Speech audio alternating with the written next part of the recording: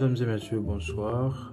Bienvenue à ce nouvel épisode de Trésors cachés, là où l'on apprend à mieux connaître pour mieux vivre.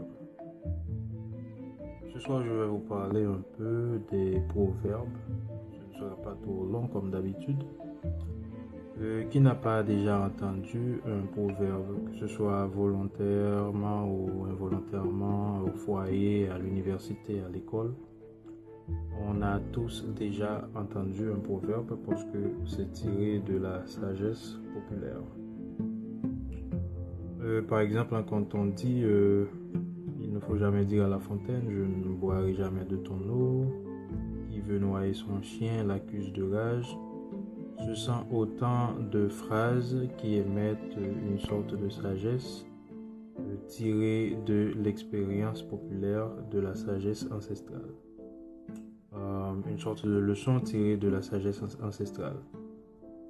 Un proverbe, c'est une formule langagière de portée générale contenant une morale, une expression de sagesse populaire ou une vérité d'expérience que l'on juge utile de rappeler. Il n'est pas attribué à un auteur, contrairement à la citation. Donc les proverbes sont très anciens, d'origine populaire et par conséquent de transmission orale.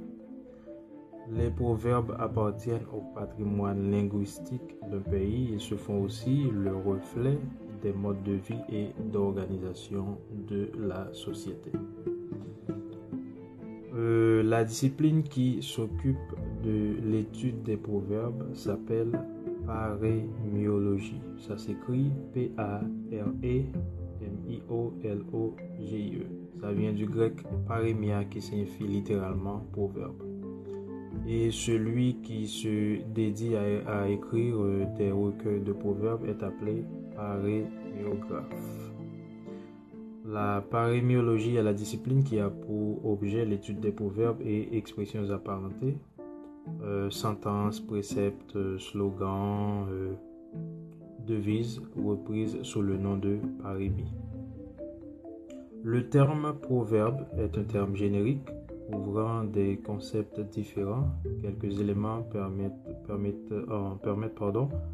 de les différencier, bien que la frontière séparant les uns des autres ne soit pas véritablement tranchée. Il y a beaucoup de gens qui tentent à confondre dicton, aphorisme, adage, maxime, sentence avec les proverbes. Il y a des nuances entre ces termes-là. Souvent, le dicton est souvent utilisé comme proverbe ou aphorisme et vice-versa. Le dicton constate plutôt un fait. Exemple, Noël au balcon, Pâques au tison. L'aphorisme résume une théorie, tire une conclusion de faits observés. Par exemple, chat échaudé craint l'eau froide. La critique est aisée et l'art est difficile. Ou du moins, tel père, tel fils. L'adage exprime plutôt un conseil juridique ou pratique. Qui veut voyager loin, ménage sa monture. Le précepte énonce un enseignement d'ordre artistique, scientifique, philosophique ou moral. Exemple, l'éducation a des racines amères, mais ses fruits sont doux. La maxime édicte une règle de conduite. Il vaut mieux se faire agréer que de se faire valoir. Donc la particularité de la maxime, c'est de presque toujours émettre une règle de conduite, un principe moral. La sentence émet un jugement moral, tout comme la maxime, mais c'est souvent de manière dogmatique. Qui ne sait pas rendre un service n'a pas le droit d'en demander. N'accuse pas le puits d'être profond si tu prends une corde trop courte.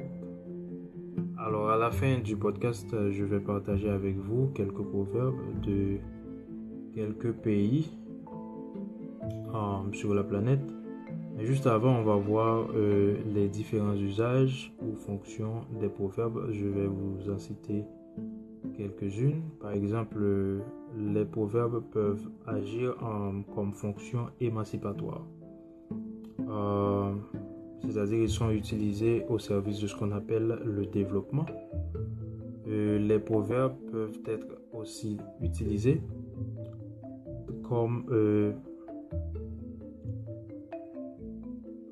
instrument au service de la politique, souvent utilisé comme les hommes politiques pour convaincre la foule. Les proverbes ont aussi un usage thérapeutique. Par exemple, dans une discussion, il arrive que l'argumentation personnelle devient insuffisante et qu'on se sente obligé de faire appel à l'autorité et à la sagesse traditionnelle de la collectivité. Ici, dans les expériences nouvelles et douloureuses, donc on a recours aux proverbes comme consolation, comme remède. Il arrive aussi que les proverbes s'utilisent comme fonction socio-psychologique, c'est-à-dire ils permettent de critiquer ou de faire passer un message désagréable tout en respectant les règles de la discrétion, sans blesser et en permettant à la personne visée de sauver la face. Maintenant, je vais partager avec vous quelques proverbes. Par exemple, 2 proverbes haïtiens. On va commencer avec Haïti. Au-delà des montagnes, d'autres montagnes. Sac vide ne tient pas debout. 2 proverbes égyptiens.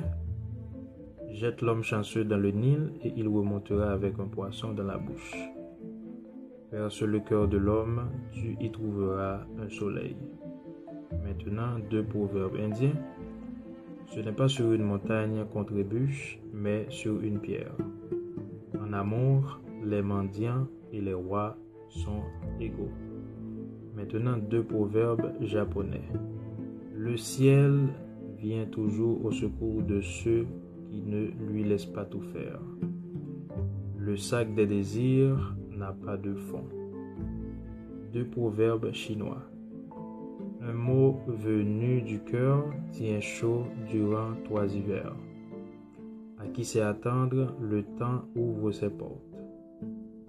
2 proverbes mexicains. Une femme est le meilleur dictionnaire. Si la saleté te dérange, ne choisis pas un élevage de porcs. 2 proverbes français. Les confidences ne sont pas toujours des vérités. Il est bon d'être habile, mais non de le paraître. Bien entendu, je n'ai pas ajouté de proverbes juifs, mais il y a un proverbe juif que j'aime beaucoup.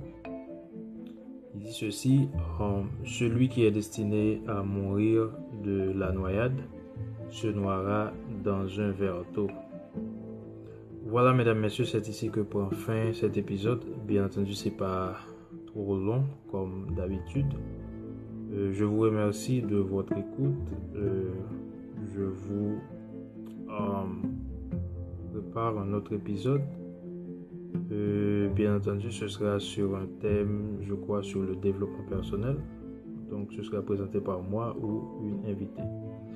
Merci d'écouter Trésor Caché. Merci de me prêter vos oreilles et votre attention.